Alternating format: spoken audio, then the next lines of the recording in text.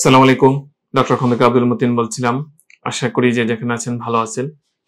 আজকে ভিডিওতে আমরা দেখব যে হেভি মেটাল টক্সিসিটি ও এনভায়রনমেন্টাল পলিউশন এটার রুট কজ এবং এটা কিভাবে আমাদের শরীরের বিভিন্ন অঙ্গ-প্রত্যঙ্গে ক্ষতি সাধন করে এবং ফাংশনাল মেডিসিনের আলোকে এই সমস্যার সমাধানের উপায়। এখন আমরা দেখব যে হেভি মেটাল টক্সিসিটি কি। যখন আমাদের শরীরে অতিরিক্ত পরিমাণ ভারী ধাতু যেমন পারদ, সীসা, ক্যাডমিয়াম ইত্যাদি জমে যায় এবং আমাদের বিভিন্ন সিস্টেমে প্রভাব ফেলে, আমাদের অঙ্গ-প্রত্যঙ্গের ক্ষতি সাধন করে, তখন সেটাকে আমরা বলতেছি যে হেভি মেটাল টক্সিসিটি। এটা ধীরে ধীরে হতে পারে বা হঠাৎ করে শরীরে বিষক্রিয়া সৃষ্টি করে। আর এনভায়রনমেন্টাল পলিউশন হচ্ছে যখন আমাদের এই মাটি, পানি বা বাতাস এবং পরিবেশের ক্ষতিকারক রাসায়নিক ভারী জীবাণু মিশে যায় এবং মানুষ, প্রাণী, প্রকৃতির ক্ষতি সাধন করে, সেটাকে আমরা বলতেছি যে এনভায়রনমেন্টাল পলিউশন। এটার মূল কারণ কি? রুট কজ হচ্ছে খাদ্য ও পানি দূষণ।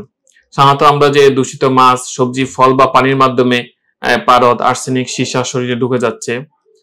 বাতাসে কারখানা, গাড়ির ধোঁয়া থেকে যে ভারী ধাতু বাতাসে ছড়িয়ে যায়, এটা আমাদের শরীরে ঢুকতেছে। বিভিন্ন মিল, কলকারখানা, ফ্যাক্টরিতে ব্যাটারি তৈরি করতে রঙের কারখানা বা ধাতুর কাজের সাথে যুক্ত ব্যক্তিরা বেশি ঝুঁকিতে থাকেন। অনেকে মেকআপ সামগ্রী, চুলের রং বা পুরনো দাঁতের ফিলিং এ পারদ ও সীসা থাকতে পারে। তো সাধারণত যারা হেভি মেটাল টক্সিসিটি এবং এনভায়রনমেন্টাল পলিউশনে দীর্ঘদিন ধরে সাফার করতেছেন, তাদের ভিতরে কিছু লক্ষণ প্রকাশ পায়।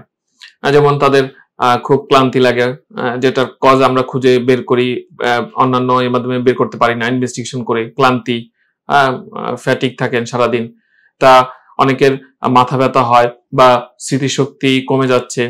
অনেকের পেটের সমস্যা দেখা দিতে পারে, যেমন কারো বমি থাকতে পারে, নাসা, ভমিটিং, কোষ্ঠকাঠিন্য, ডায়রিয়া হতে পারে। অনেকের ত্বকের নানান রকম সমস্যা হয়, যেমন চুলকানি, র্যাশ, কিছু অ্যালার্জিক সিমটম প্রকাশ করেন।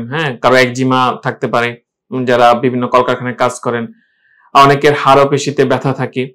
অনেকের কিডনি, লিভারের সমস্যা দেখা গেছে, পরীক্ষা নিরীক্ষা করে সব কোনো কজ খুঁজে পাওয়া যাচ্ছে না। তাদের খুব দ্রুত তাদের কিডনি এবং লিভারের ক্ষতি হচ্ছে। শিশুদের ক্ষেত্রে কি দেখা যায়? এক্ষেত্রে তাদের অনেকের মেধা কমে যাচ্ছে এবং আচরণগত কিছু সমস্যা দেখা দিচ্ছে। তো সাধারণত আমরা এরকম সমস্যা যদি হয়, আমরা নরমালি যে রুটিন ইনভেস্টিগেশনের পাশাপাশি আমরা এসব পেশেন্টদের ক্ষেত্রে আমাদের সেন্টারে আমরা অলিগো স্ক্যান করি, হেভি মেটাল টক্সিসিটি আছে কিনা পেশেন্টের এবং শরীরে কোন কোন মিনারেলের ঘাটতি আছে তা এই টেস্ট থেকে বোঝা যায়। তো তারপরে আমরা তার অন্যান্য ইস্যু আছে কিনা, যদি পেশেন্ট অবেজ থাকেন বা তার ইনসুলিন রেজিস্ট্যান্স আছে কিনা, তারপরে তার শরীরে ক্রনিক ইনফ্লামেশন আছে কিনা, ভিটামিন ডি ডেফিসিয়েন্সি আছে কিনা, এগুলো আমরা ফাইন্ড আউট করি। তারপরে ফাংশনাল মেডিসিনের অ্যাপ্রোচে পেশেন্টকে ট্রিটমেন্ট করি। প্রথমে আমরা কারণ খুঁজে বের করি। সাধারণত রক্ত, ইউরিন, চুল বা বিশেষ চিলিশন টেস্ট করে শরীরে কোনো হেভি মেটাল জমেছে সেটাও খুঁজে দেখা হয়। আর টক্সিন, যেখান থেকে উৎস হেভি মেটাল টক্সিন গুলো রিলিজ হয়, সেখানে উৎসটা বন্ধ করা, যেমন বিশুদ্ধ পানি পান করা, তারপরে অর্গানিক খাবার খাওয়া। সাধারণত আমরা দেখতেছি যে এখন পোলট্রি, তারপর হচ্ছে বিভিন্ন মাছ চাষ করা হইতেছে, সেখানে ভারী ধাতু ব্যবহার করা হচ্ছে খাবার হিসেবে, সেগুলো অ্যাভয়েড করে অর্গানিক খাবার খাওয়ার চেষ্টা করা।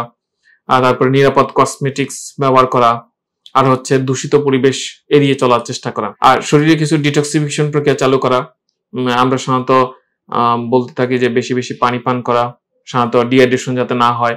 লিভার, কিডনি ভালো রাখার জন্য আপনার হলুদ খাওয়া যেতে পারে। হলুদে কারকিউমিন থাকে, যেটা অ্যান্টি ইনফ্লামেটরি হিসেবে কাজ করে। আদা, এটা একটা ন্যাচারাল অ্যান্টিবায়োটিক। অ্যালিসিন থাকে। ব্রোকলি ইত্যাদি খাওয়া যেতে পারে। সবুজ শাকসবজি বেশি পরিমাণে খাওয়া, প্রসেস ফুড, তারপর হচ্ছে রিফাইন্ড সুগার, এগুলো বাদ দেওয়া। তারপরে সাধারণত আমাদের লিভার ডিটক্সিফিকেশনের জন্য আমরা সাধারণত কিছু সাপ্লিমেন্ট ব্যবহার করা হয়, অ্যানেসিটাসিস্টিন, মিল্ক থিসেল, গ্লুটাথিয়ন জাতীয় সাপ্লিমেন্ট, সাধারণত লিভার ডিটক্সিফিকেশন হেল্প করে। চিলিশন থেরাপি সাধারণত বিশেষ চিকিৎসা পদ্ধতি।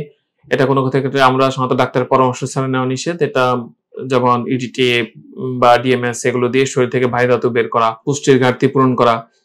যারা ভিটামিন ডি, ম্যাগনেসিয়াম ডেফিসিয়েন্সি আছে, তাদের সেই সাপ্লিমেন্ট নেওয়া। জিঙ্ক, সেলিনিয়াম সমৃদ্ধ খাবার খাওয়া, কারণ এইসব খাবার হেভি মেটাল শরীরে কমিয়ে দেয়। তারপর হচ্ছে আমাদের যে অন্ত্রের সুস্থতা ঠিক করা, আমাদের পেটের স্বাস্থ্য ঠিক রাখা। সাধারণত প্রোবায়োটিক ও ফাইবার সমৃদ্ধ যেসব খাবার আছে, সেগুলো খেলে টক্সিন শরীর থেকে বের হতে সাহায্য করে। আর আমাদের জীবনযাত্রার পরিবর্তন করা, সাধারণত নিয়মিত ব্যায়াম করা, ঘাম ঝরানো, অনেক সময় সনা থেরাপি দেওয়া যেতে পারে। তারপরে হচ্ছে ওজন থেরাপি অনেক সময় হেল্পফুল করে, আমাদের সেলের রিজেনারেশন হয়।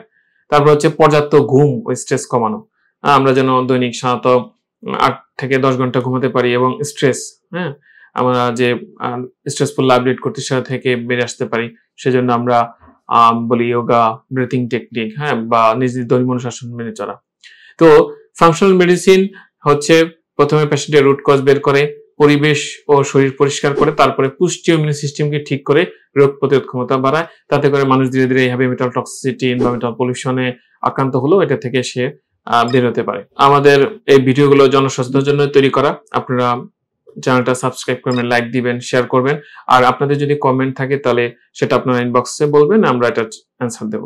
পরবর্তী ভিডিও দেখার জন্য আমন্ত্রণ রইল। আল্লাহ হাফেজ।